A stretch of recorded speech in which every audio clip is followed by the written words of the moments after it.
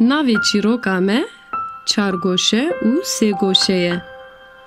Çargoşeko sibê zû ji xewa xwe ya şêrîn şiyar bû.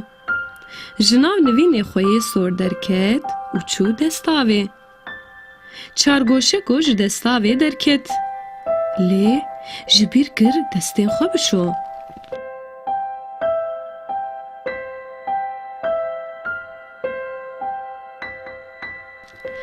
Çargoşeko derbasê eywanê bû. Taştê amade bû. Çargoşeko li ser kursiyê rûnişt û dest bi xwarinê kir. Çargoşeko taştê xwar. Lê dîsa ji bîr kir destên xwe bişo.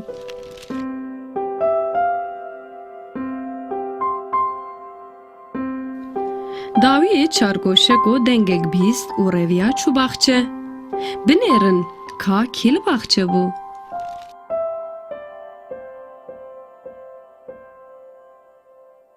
Li baxçe hevala wî sê goşekê hebû. Çargoşeko got, roj baş, hevala min a hêja. Sê goşekê jî got, roj baş. Sê goşekê bi xwe re goga kesk anî bû. Dema ku çargoşeko hevala xwe û goga kesk dît, pir kêfxweş bû.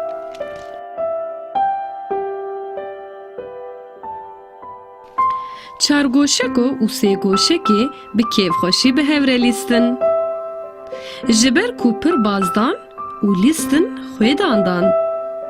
Piştî lîstikê her du jî çûn malên xwe. Lê berî wê ji hev xatir xwestin. Çargoşeko ji hevala xwe re got, êvar baş.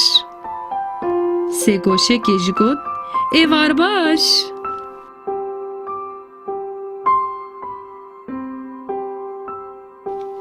Roja din sêgoşekê dîsa hat baxçeyê çargoşeko û gazî wî kir. Çargoşeko! Çargoşeko! Lê deng ji çargoşeko nedihat. Sêgoşekê hem xemgîn bû û hem jî pir merak kir.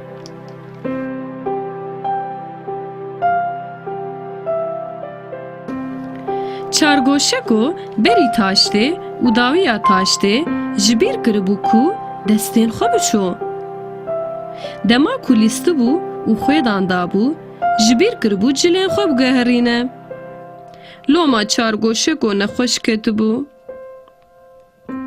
Lê sêgoşekê berî taştê û dawiya taştê destên xwe şiştibû.